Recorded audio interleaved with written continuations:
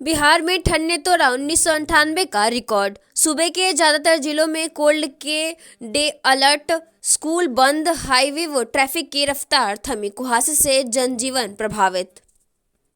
Non banking company के नाम पर 5 करोड़ 40 लाख के गबन की प्राथमिकी। जलालपुर प्रखंड के कोपा थाना क्षेत्र के बनकटा गांव निवासी तेज प्रताप शाह ने नॉन बैंकिंग कंपनी में रुपए जमा कराने के नाम पर 5,40,000 रुपए गबन करने की प्राथमिकी कोपा थाने में दर्ज कराई है। दर्ज प्राथमिकी में पीड़ित ने कहा है कि कोपा थाने के शेखपुरा गांव निवासी नीरज यादव ने 5,40,000 रुपए चेक के माध्यम से लिया। जब अपनी पुत्री की शादी के लिए रुपए की मांग की तो रुपए देने से इनकार करने लगे। जब दिल्ली से हर घर आए तो पैसा मांगने के लिए पत्नी के साथ आरोपी के घर पर गया तो नीरज यादव, सरोज यादव, नगेंद्र यादव व मनोज यादव ने गाली गलौज करते हुए जाति सूचक शब्द का प्रयोग करते हुए मारपीट कर भगा दिया। वो जान से मारने की धमकी दी।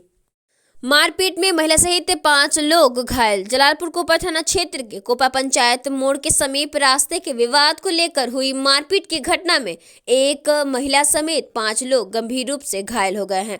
सभी घायल को इलाज का छपड़ा सदर अस्पताल में किया गया। घायलों में एक पक्ष में धर्मेंद्र पंडित तथा दूसरे पक्ष में पप्पू कुमार शाह, राजू कुमार शाह, ललिता देवी, प्रभुनाथ शाह शामिल हैं। इस संबंध में दोनों पक्ष की ओर से कोपा थाने में प्राथमिकी दर्ज कराई गई है।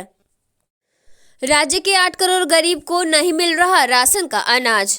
राज्य के 8 करोड़ गरीब को दिसंबर का राशन नहीं मिला। अनाज का 60% ठावा होने के बाद भी वितरण रोक दिया गया। इसके विरोध में राज्य भर के डीलर 1 जनवरी से हड़ताल पर चले गए हैं। इसका खामियाजा राशन कार्डधारता को भुगतान करना पड़ रहा है। नवंबर तक की बिहार में प्रधानमंत्री गरीब कल्याण अन्न योजना और राष्ट्रीय खाद्य सुरक्षा योजना का अनाज लाभुकों को दिया गया। दिसंबर में प्रधानमंत्री गरीब कल्याण योजना के अनाज का 60% उठावा हो गया।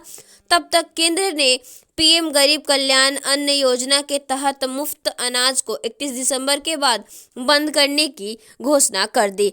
जनवरी से लाभुकों को राष्ट्रीय खाद्य सुरक्षा योजना के तहत मुफ्त अनाज देने का निर्णय लिया गया, लेकिन यह अनाज भी अभी लाभुकों को नहीं दिया गया है। राशन डीलरों को यहां दिसंबर के अनाज का 60% उठावा हो चुका है। राशन डीलरों को यहां भी यह अनाज पहुंचा दिया गया है। अब प्रधानमंत्री गरीब कल्याण अन्न योजना के तहत मुफ्त अनाज योजना बंद होने के बाद डीलरों ने यहां पहुंचे अनाज को जनवरी में समाहित करने का निर्णय लिया है। हालांकि अभी तक डीलरों ने अनाज बांटा नहीं है। फेयर प्राइस डीलर एसोसिएशन के 4 गुट हड़ताल में शामिल हैं। इस कारण के इस बार राशन का बांटना पूरी तरह से बंद है। एसोसिएशन का कहना है कि 10 जनवरी को पटना में प्रदर्शन किया जाएगा। इसकी सूचना खाद्य आपूर्ति विभाग को दे दी गई है। एसोसिएशन के महासचिव वरुण कुमार सिंह का कहना है कि उठावा के बाद वितरण नहीं होने से डीलर की मर्जनी मनी का घाटा हुआ है। इसके अलावा 8 सूत्री मांग को लेकर प्रदेश भर में जन वितरण विक्रेताओं ने राशन बांटना बंद कर दिया है। इन मांगों में 30,000 रुपए मानदेय मार्जिन मनी बढ़ाकर 90 रुपए से 300 रुपए करने में पहले की तरह अनुकंपना का नियुक्ति, राज्य खाद्य निगम के गोदाम में इलेक्ट्रॉनिक वेइंग मशीन लगाना आदि शामिल है। महिला की मौत के बाद किया सड़क जाम। नालंदा से संवाददाता राकेश कुमार की रिपोर्ट। दीपनगर थाना क्षेत्र के इलाके के लालबाग मोड़ के समीप मोटरसाइकिल सवार ने महिला को ठोकर मार दी, जिससे महिला गंभीर रूप से जख्मी हो गई है और इलाज के क्रम में महिला ने दम तोड़ दिया। घटना के संबंध में बताया जाता है कि मीना देवी ने अपने खेत से घर लौट रही थी।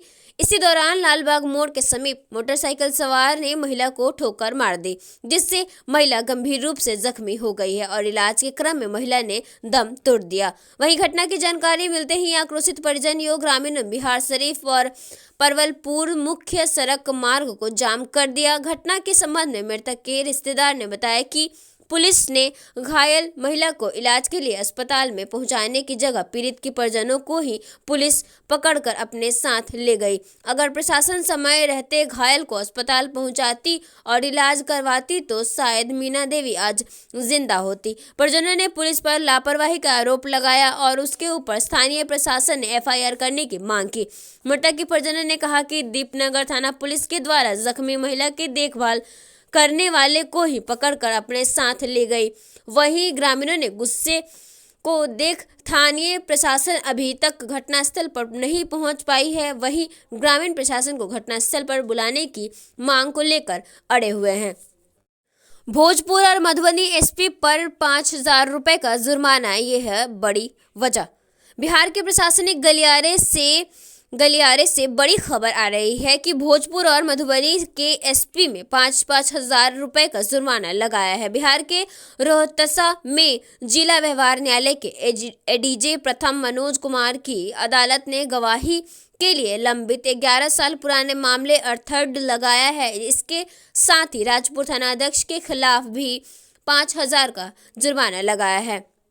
दरअसल गवाहों को पेश करने की लापरवाही को लेकर अदालत ने सख्ती बरती है और ये जुर्माना लगाया है। ये मामला राजपुर थाना कांड के 37/12 से जुड़ा है। बताया जाता है कि इसका ट्रायल कोर्ट में चल रहा था। कोर्ट ने इस मामले में एसपी रोहतास के माध्यम से गवाहों को प्रस्तुत करने का आदेश जारी किया था, लेकिन निर्धारित तारीख के गुजर जाने के बाद अदालत ने कई मर्तबा उक्त पदाधिकारियों को सभी कानून सम्मत आदेश जारी किया था। इसके बावजूद भी तीनों पदाधिकारी गवाहों को कोर्ट में प्रस्तुत करने में लापरवाह बरते रहे। लिहाजा कोर्ट ने तीनों पर जुर्माना लगाने का निर्णय लिया।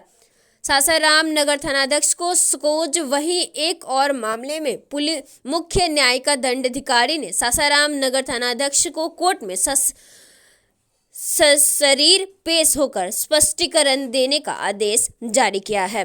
बताया जा रहा है कि आवेदक सुजीत कुमार वर्मा ने सीजीएम में कोर्ट 30,000 रुपए और मोबाइल फोन के उन्मिक्त के सीजीएम कोर्ट में आवेदन दाखिल किया था। कोर्ट ने मामले में जांच के बाद नगर थानाध्यक्ष को आवेदन के रुपए में मोबाइल लौटाने का आदेश जारी किया था, जिसके बाद भी थानाध्यक्ष द्वारा कोर्ट के आदेश का उल्लंघन करते हुए जब्त मोबाइल और रुपए वापस कराने में लापरवाही बरती जा रही थी। कटिहार के 3 मुहानी घाट के समीप 2 पक्षों के विवाद में चली गोली से एक किसान की हुई मौत। शव को पोस्टमार्टम के लिए भेजा सदर अस्पताल। कटिहार से रुपेश मिश्रा की रिपोर्ट। कुर्सेला थाना क्षेत्र के 3 मुहानी घाट के समीप खेत में काम कर रहे किसान को गोली लगने से मौत हो गई। बताया जा रहा है कि उस जगह पर 2 पक्षों के बीच विवाद चल रहा था। इस दौरान दोनों पक्षों की ओर से फायरिंग शुरू हो गई। तबातोड़ दोनों तरफ से फायरिंग हो रही थी। फायरिंग में गोली किसान को लग गई। गोलीकांड घटना की सूचना मिलते ही पुलिस घटनास्थल पर पहुंच, जहां शव का पंचनामा कर पोस्टमार्टम के लिए सदर अस्पताल कटिहार भेज दिया। वहीं मृतक अशोक मंडल के पुत्र शंकर कुमार ने बताया कि उनका घर चाय टोला गांव में है। उनका पिता अपने खेत में काम करने के लिए गए थे। इसी दौरान उस जगह 2 पक्ष में विवाद उत्पन्न हो गए, जिसमें दोनों तरफ से फायरिंग हो रही थी। इसी फायरिंग में उनके पिता को गोली लग गई। 2 गोली उनके पिता को लगी। ये फिलहाल घटना के कारणों का खुलासा आतंक नहीं हो पाया है। किसान ने हत्या की और किसने किसान की हत्या की, फिलहाल पुलिस जांच में जुटी है।